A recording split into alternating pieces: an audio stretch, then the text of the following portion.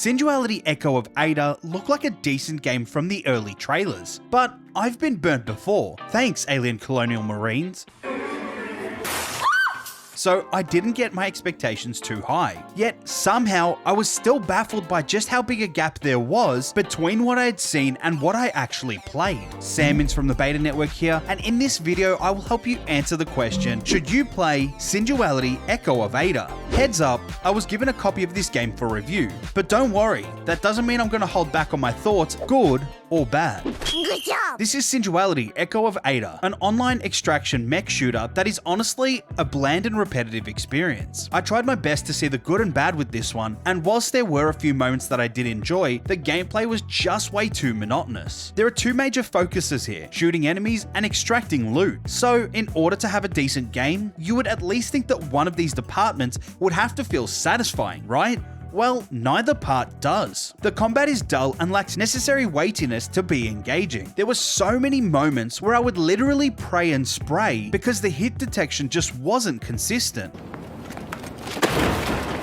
I mean, the game itself feels fine enough, but honestly, it just wasn't satisfying to take down enemies. Whether that be the standard creatures in the world or rival mechs, or cradle coffins as the game calls it, from gathering resources to traversing the environments, there was nothing really of note to captivate me. The rinse and repeat formula grew stale quite quickly. With how slow things can progress, this means a lot of very tedious tasks to build up a base to do more tedious tasks to upgrade that same base. Also, given that this is a mech shooter, I was expecting to, feel like I was actually in a mech. Instead, this just felt like a very sluggish third-person shooter without much imagination. I mean, at one point, I even wanted to switch out and play Anthem instead.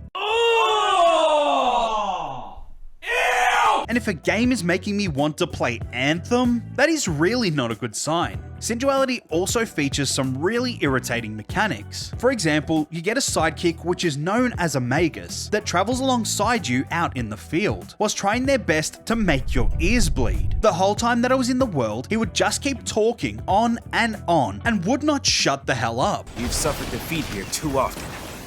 We'll use what we learned and come out on top this time. AO search.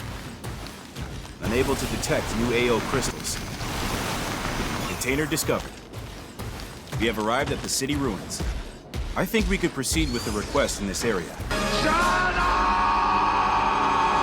I don't mind having a sidekick, but being told every moment what you need to do or avoid really grinds my gears. You know what really grinds my gears? The biggest pain in the backside is the rain system. Your mech will get damaged if it is out in the rain, so if it starts raining, you need to take cover. Imagine Death Stranding, but Norman Reedus is a mech with an irritating sidekick. The reason this rain system is so painful is the amount of damage you take from it. Your sidekick pipes up saying, "It's starting to rain a little." Every time drops start to fall, and it depletes your weather protection faster than Leroy Jenkins running headfirst into a raid.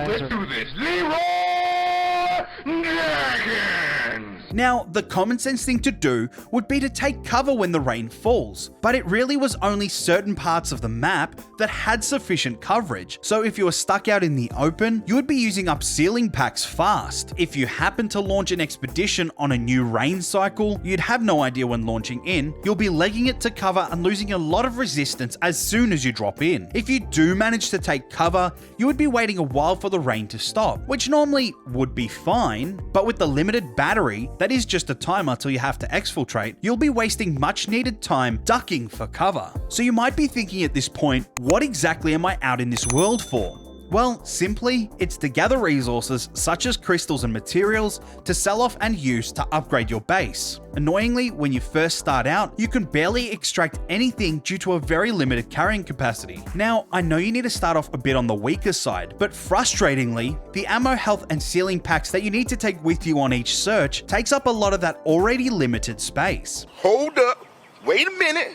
Something ain't right. I found this super irritating because it hinders the amount of requests that you can complete at one time, especially any sort of resource gathering quest. But once you finally haul in enough resources after a painful amount of time in the mech, you are treated to a new broken down base, which you have to rebuild and upgrade. This was cool in theory, as it made me feel like I was starting from zero and getting to build things up as I pleased. In reality though, this was not the case at all. The upgrade streams are very limited with minimal customization options options for your base. Also, each upgrade takes a certain amount of time before it is completed. Again, this in itself is not that bad until you see the absurd amount of time you have to wait for each upgrade to finish. But don't worry, the devs have thought well outside the box to make sure that you don't have to waste your time waiting. Instead, you can spend a lot of in-game coin.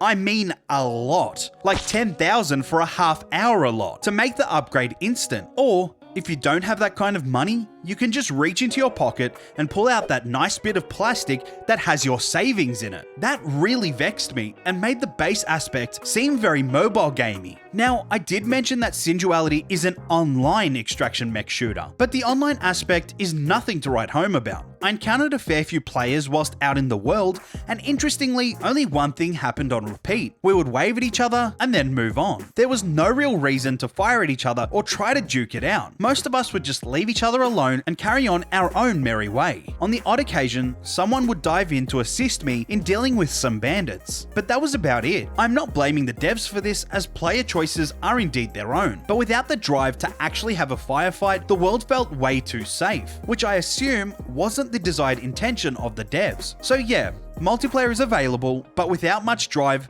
what's the point? Admittedly, the one thing that I did like about Synduality Echo of Ada was the visual design. It's not the prettiest game out there, but the world looks decent. It is not the world, but the different mech designs that truly intrigued me. The game features some pretty unique cradle coffins, but sadly, the visuals is where it ends, because they all feel and play pretty much the exact same way. I played Synduality on the base PS5, and as far as performance went, it did pretty well. I fairly consistently got 60 FPS with the occasional dip here or there, and the graphics and textures looked pretty decent. Mind you, that was playing using the performance settings. Changing it to prioritize graphics did drop the frame rate a fair bit. Synduality Echo of Ada is not worth your time and money. The sluggish and unsatisfying combat, coupled with a gameplay loop that is tedious and uninspired, leads to a really bland experience. I honestly tried my best to find something to latch onto to make my time in game more enjoyable, but I could not find anything. So save some money and go clear up your backlog. No spend your money, buy a house!